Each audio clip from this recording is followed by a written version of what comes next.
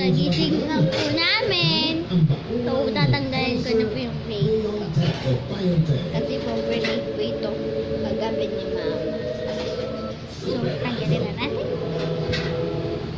Okay. Ay, ito! Wala si Shara. Pasok ako yun. Meron po Shara may sipon po si Shara, guys. So, kawawa naman po siya. Pati po si Precious.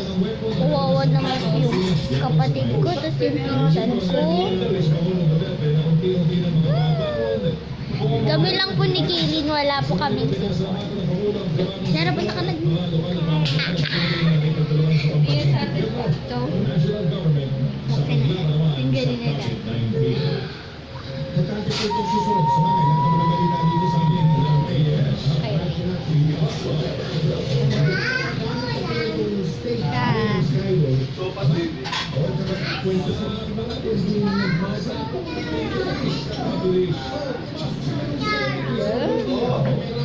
Nakita niyo po yun? Ilan taon na daw? Ay, ang kulit. Ilan taon na daw? Wow! Ang ganda. Kulit na naman siya kasi guys, nung umaga, kulit siya guys. Kaya kulit na naman. Kasi favorite ko talaga. Kulit na. Ang curly. Ang cute niya. Tignan mo ko naman sa lamin. Maggie! Daigo! Bago!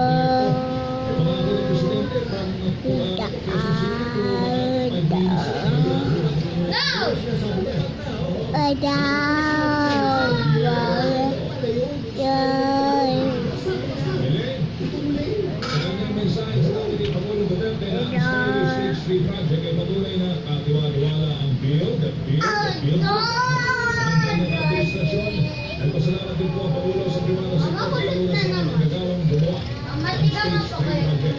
Ngayon naman kay Multi-Person Highway Secretary Mark Villar na sa Skyway Stage 3 project. Mapapawasan na po ang bilang ng mga sakyan. Lagi ko ito guys. Tinitintas kasi gusto ko talaga. Kulat na po. Siyam na kilometro mula sa Pilipinas sa Lungsod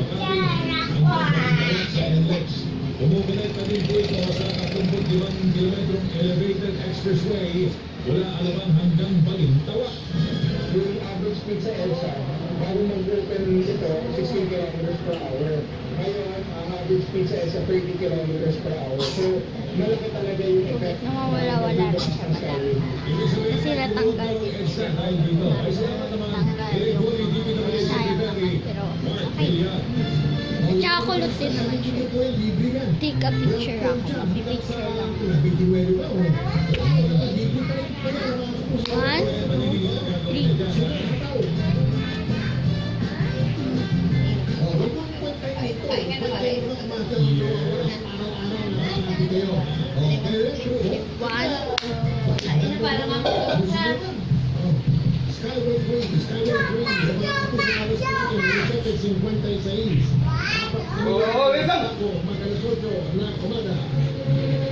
Mamaya na. Lagay mo na sa pa yung kutsara nila yung ganito eh.